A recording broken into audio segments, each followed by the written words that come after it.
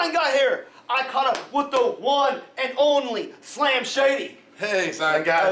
It's always a pleasure. Always a pleasure to see you, sir. Thank you. Pleasure's all mine. Pleasure's all mine. Well, last time we talked, yes, you had a big trip to Africa, and I have never ever talked to any wrestlers here who went in Africa, so this is going to be a first for me. Awesome, awesome. Yes, now can be international star Slam Shady. Oh, nice. How about that?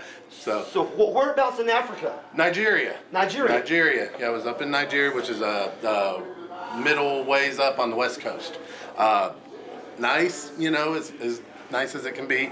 Man, we were taking care of like royalty.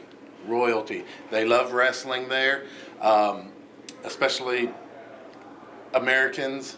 They just went nuts. I mean, from the moment, it was nonstop. From the moment I got off the airplane till the moment I got back on the airplane. We couldn't go anywhere without armed police guards because of the crowds, because of the hysteria that was the people would create around us. We would show up somewhere and restaurants would shut down just so we could eat because we were getting pictures and basically mobbed by people everywhere. But beautiful flying over Africa, because we also, as we were there in Nigeria, which is the largest country in Africa, we had to fly to some of the towns we were going to, and when you're flying over and you look down, and it's just unbelievable to think, wow, look at me, I'm flying over Africa.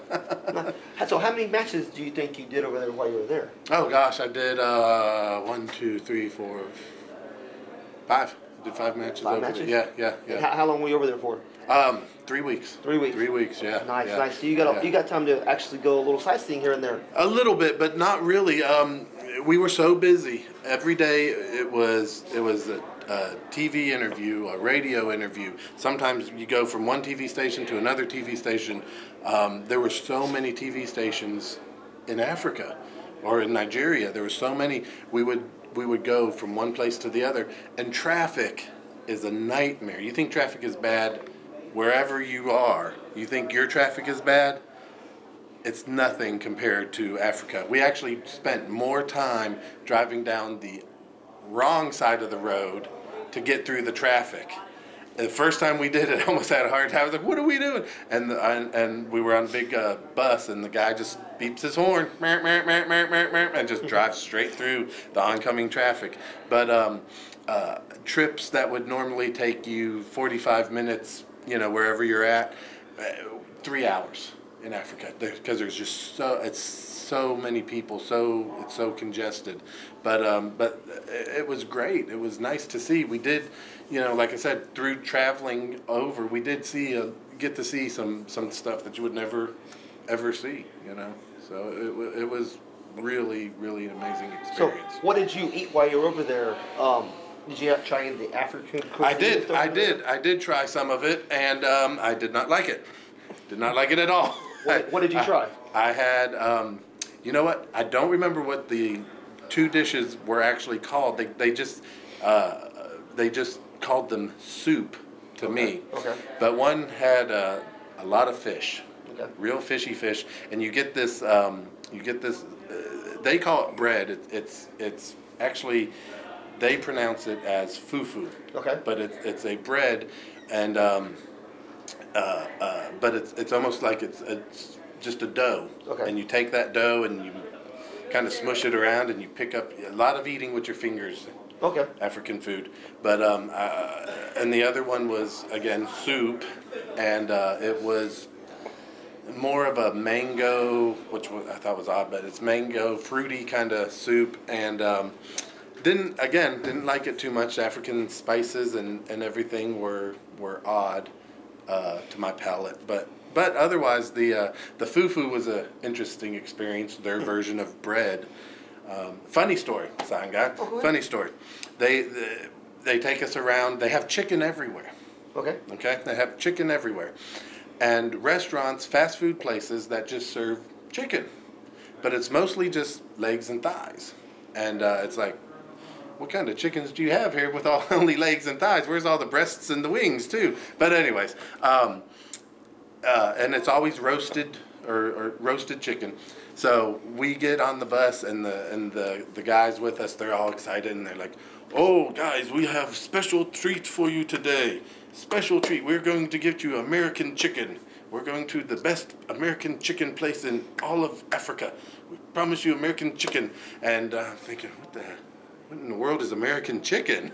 You know? So we pull up, and it's fried chicken. Fried chicken. But I'll tell you, everybody on the tour with me had about 12 pieces of fried chicken on their plate, and we ate, and we said that was one of the restaurants that they actually shut down and had to keep the people away from us so we could eat. But each person had at least 12 pieces of chicken on their plate, and it was, I have to admit, it was some of the best chicken I'd ever tasted. Nice. So. Well, how did you work out over there? Did you get to go out and they let you go run and stuff to keep there, or did you have to? No. We had the place we were staying at had a small workout facility, so we had that, and then otherwise we would try to get to a gym during the day. We had a few days where we actually had access to some really nice gyms, so that was part of our day. You know, we had to, but we had to specifically ask for it. We had to tell them, look, you guys are keeping us on the road and you're keeping us so busy. Somewhere in here, we have to make a stop so we can work out. And especially for, me, it's one of the staples of my days is to work out, and with wrestling. Plus, when you have guys like the Warlord and Barbarian and Val Venus and Shelton Benjamin there also, those guys, are all, well, you see what they look like. They're in good shape. I was going to ask you that question. Who else all went with you and stuff? Well, there you go. We had Warlord, we had Barbarian, Kevin Sullivan, Shelton Benjamin, Val Venus, Andrew Anderson, Rick Fuller, Jeff Lewis Neal, Mondo Mike, gosh, I think that was all of them.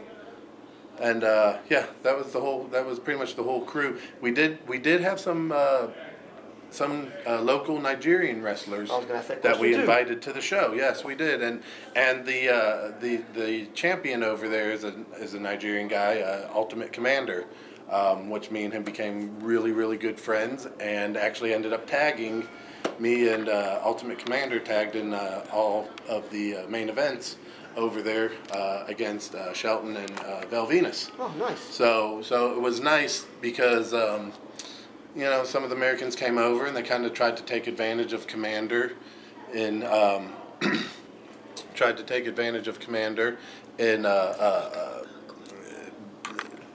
not being accustomed to American ways. So he. I saw that and noticed that, and I kind of stepped up and said, "Hey, man, let me watch your back for you, because you got a target on it as it is, having that belt with him." I said, so let me watch your back, and we became really good friends, and like I said, ended up being, main event. Nice. So. Well, let me backtrack. I should ask this question way back when, okay. But how did you get a chance to get over there? How did you get picked? How did that all turn about for you to go to Africa? That came from Barbarian. Matches with Barbarian. I got to work wrestle Barbarian about 5-6 years ago, and since then we have had tons and tons of matches, and always great. Always, he really enjoyed wrestling with me, but we had great matches all over the place. Falls count anywhere, no DQs, titles, everything, and we would beat each other up. It was always a fight, and so when he got wind of this tour, he actually extended the invitation to me and said, "Hey, come aboard. I think you'd be really good over there." And then again, like I said, I went from just being a part of it to nice. rocket shipping right up into the main event. So nice. It was nice. really nice. Really spectacular. I actually deemed myself over there, the American Nigerian. Oh, okay. yeah. And since me and Ultimate Commander, who now calls me brother all the time, which we're still in contact. Yeah, we keep in touch. Yeah, we sure do. And he's still champion over there. And I told him anytime he needs me, anytime he wants me, anybody bothering with him, call up. I'll hop on a plane and I'll be there as quick as I can. So is there any chance he might come over here? There is a possibility that he'll come over here. He has been over here.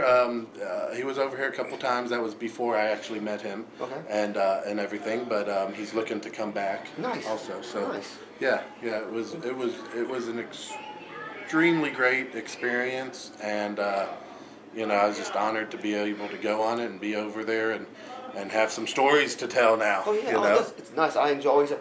Maybe one more story you can tell while you're over there before you go, because I know you're a busy person. And Yeah. No problem. Let me think of another.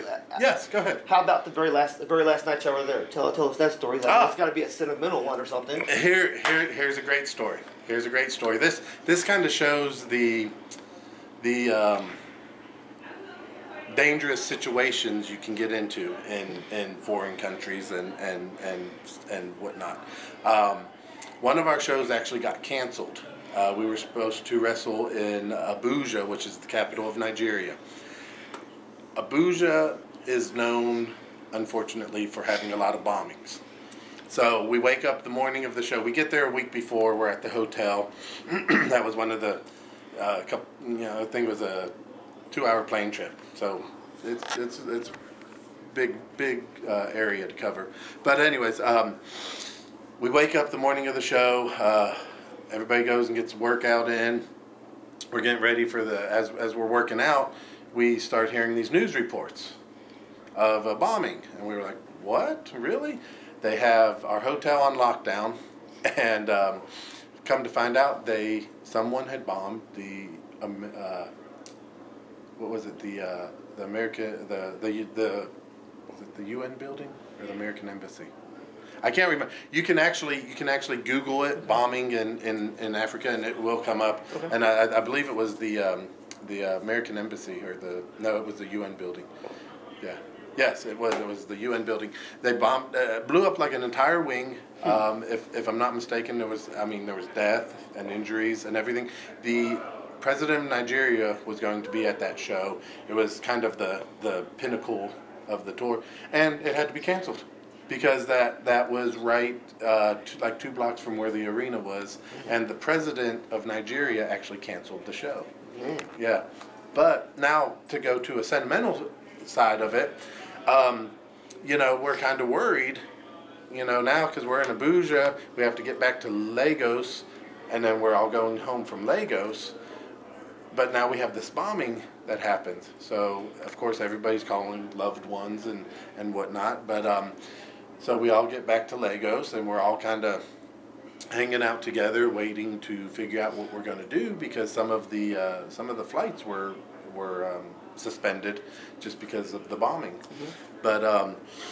But in situations like that, it's really nice to be able to say, "Hey, I have another family."